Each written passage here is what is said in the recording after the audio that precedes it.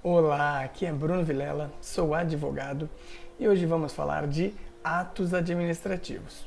A primeira coisa é diferenciar o particular do agente público, ou seja, aquele funcionário público, aquele gestor público. Nós, particulares, estamos gerindo patrimônio particular, né? Então temos liberdade de comprar coisas, vender. Nossa limitação é que não podemos fazer o que a lei proíbe. Se a lei proíbe, não podemos fazer. Tudo que a lei não proibir, estamos liberados a fazer. No caso, por exemplo, eu não posso comprar um rim ou vender um rim, porque a lei proíbe a compra, a comercialização de órgãos e tecidos. Então, este é o particular, sempre agindo em causa própria.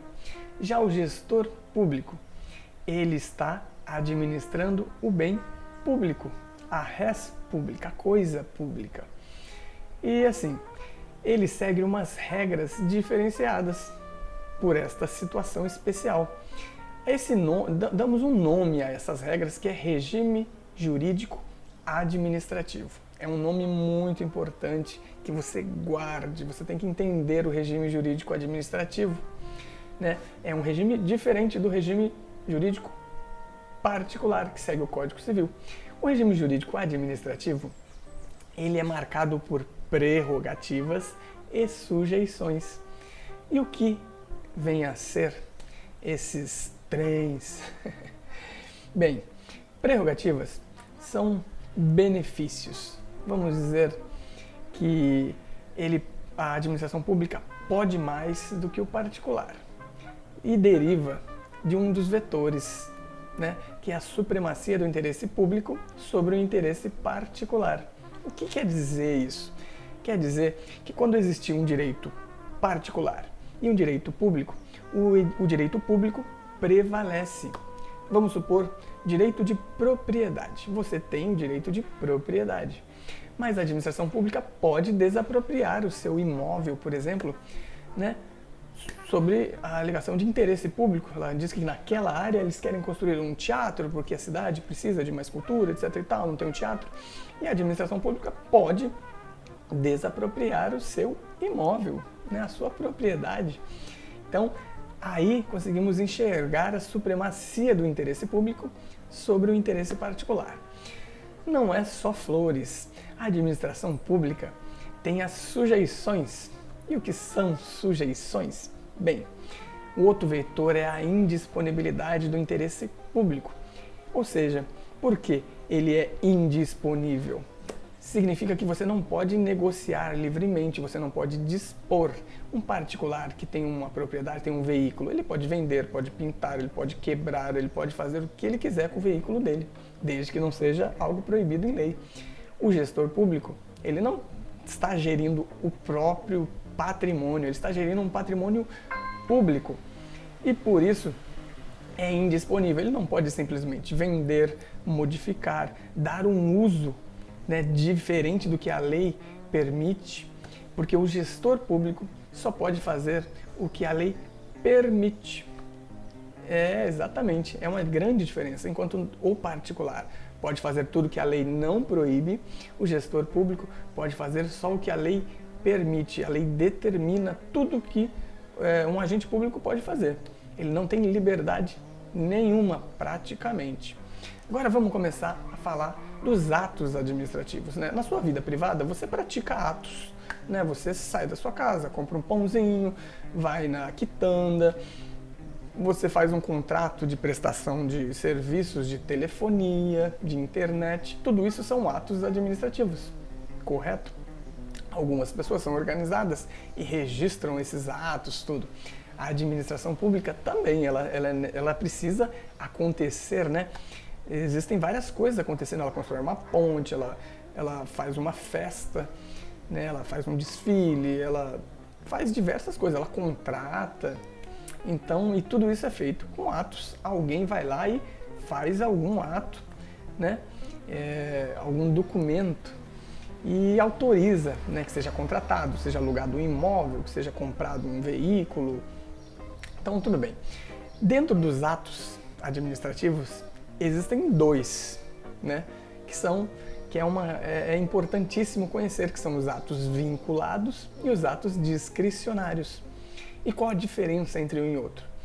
Bem, são atos praticados pela administração, ambos têm 5 requisitos de validade, que são competência, finalidade, forma, motivo e objeto. Porém, a única diferença é que nos atos vinculados, todos esses requisitos são determinados pela lei. Ou seja, não existe nenhuma margem para o gestor modificar isso. Ele é obrigado a fazer, a realizar o ato da forma que a lei determinou. Nesses atos vinculados só é possível um controle de legalidade, já que o gestor público está seguindo a lei. Um exemplo de um ato vinculado, quando o gestor público entrega as contas do município para apreciação na Câmara dos Vereadores. Existe uma lei obrigando o gestor a realizar este ato. Então é um ato vinculado, ele é vinculado à lei, tá bom? Não existe margem alguma para o gestor modificar esse ato. Então, guarde isso. Já de outro lado, temos atos discricionários.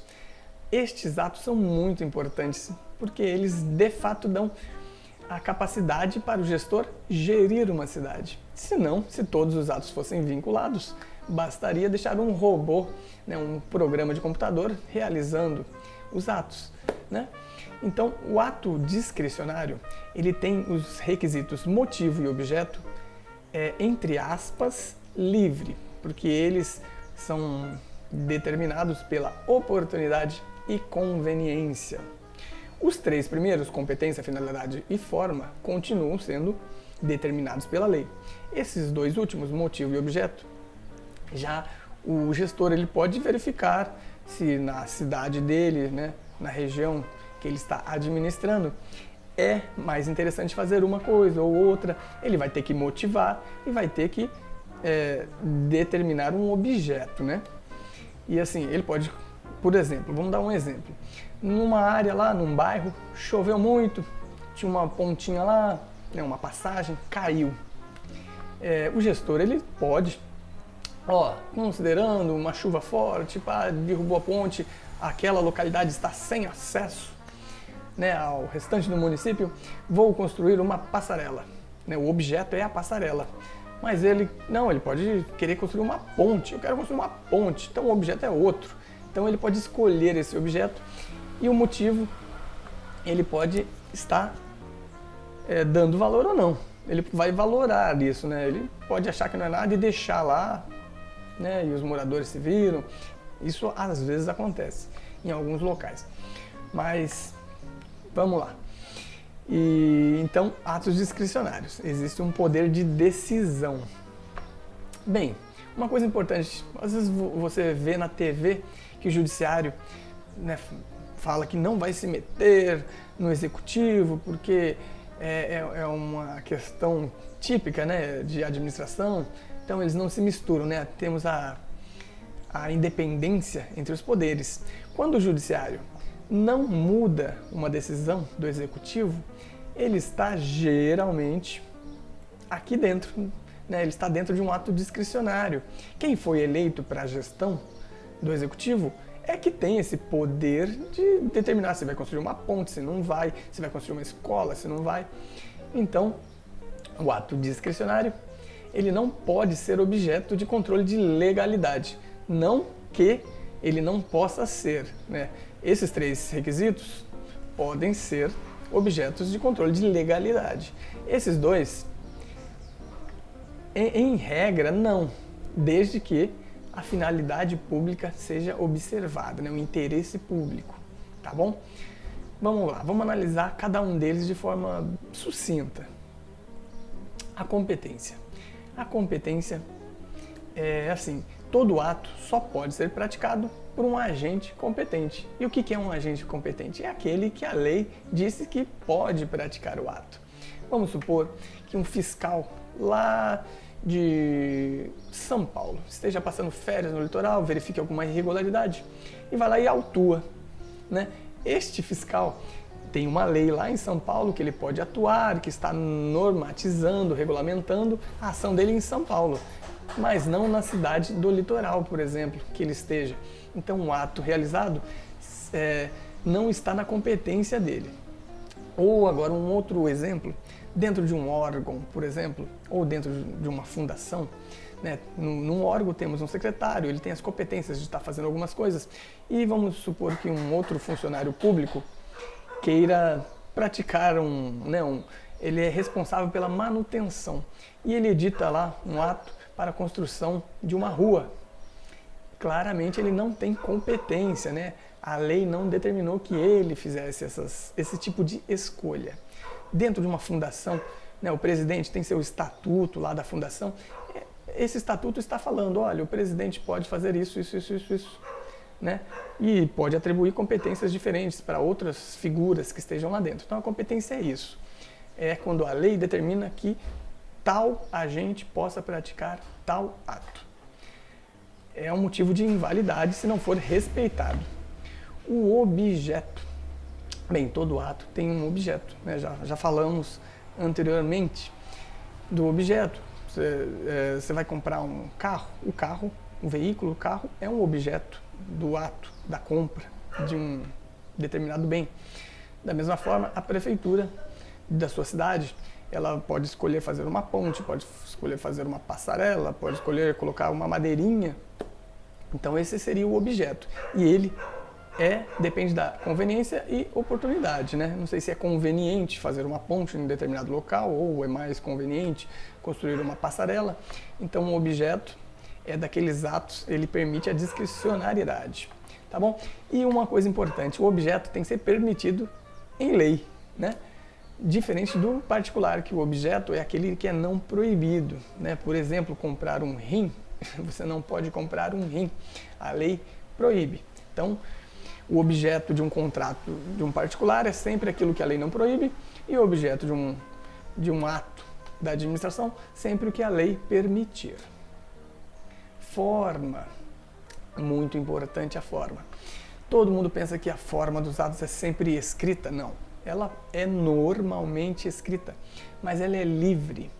Né? É escrita porque é mais fácil para registrar, né?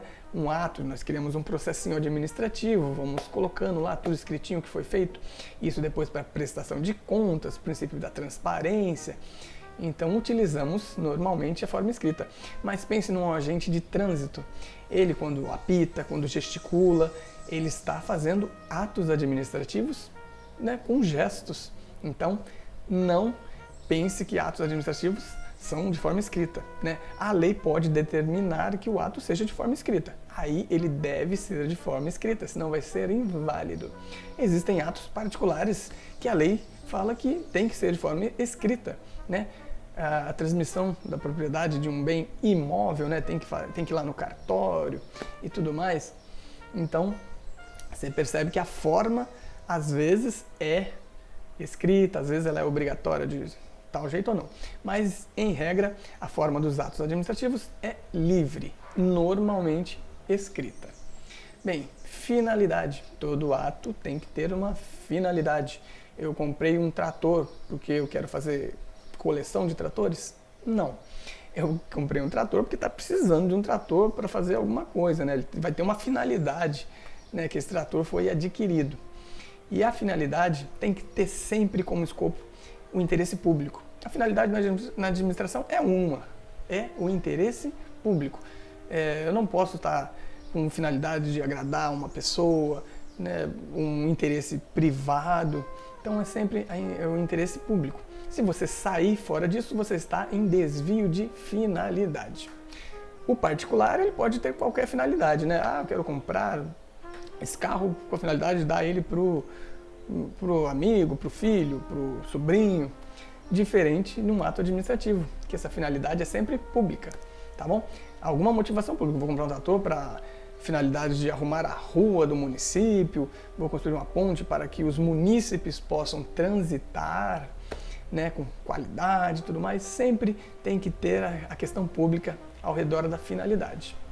Por último, temos um motivo. O motivo, ele tem muita coisa para falar, só que não dá.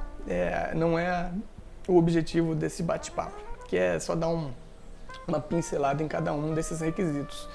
Bem, o motivo é importante porque o administrador vai estar externando o porquê fez aquilo, né? Então, em muitos atos se vê lá, considerando isso, considerando aquilo, alguns colocam exposição de motivos, tal, e depois fala o ato, né? Em virtude da pandemia, né? Dada a pandemia, vamos comprar respiradores, vamos fazer isso, vamos fazer aquilo. Então, é importante que os motivos estejam expressos no ato, porque assim nós podemos analisar a finalidade, se realmente ela foi, né, de interesse público, tá bom? O controle que nós podemos fazer sobre essas questões são realmente para ver se está atendendo o interesse público. Acontece que muitas vezes o administrador pratica um ato que inicialmente tem uma motivação de interesse público, mas ele desvirtua isso no meio do caminho, né?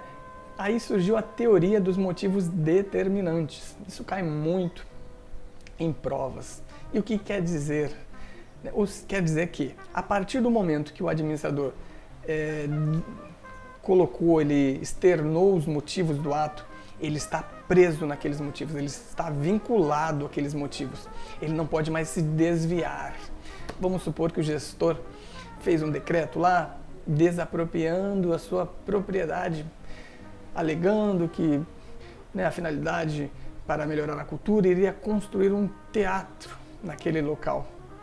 E aí desapropriou, você perdeu a sua propriedade graças à supremacia do interesse público sobre o interesse particular. Está vendo uma colisão ali de dois direitos e você perdeu. Só que aí ele não dá a destinação que ele tinha colocado, né? Inicialmente ele fez tudo certinho, e depois ele deixa lá, né, aquela propriedade lá, não faz nada com ela. Ou seja, ele desviou dos motivos que determinaram os atos. Então, esse ato pode ser revisto, tá bom? Então é isso. Já verificamos de forma bem simples os atos, você já conseguiu entender mais ou menos, né, o papel, né, a importância e o poder que tem a gestão, né, a divisão dos nossos poderes, né? O judiciário não se mete muito com o executivo, né? Ele tem essa margem para gerir e nós temos também que respeitar, porque é a importância, né? Foi eleito aquele gestor para praticar esses atos e nós vamos avaliar isso ao final. Mas fica aí um agradecimento e continuamos nossos bate-papos em próximos vídeos. Muito obrigado!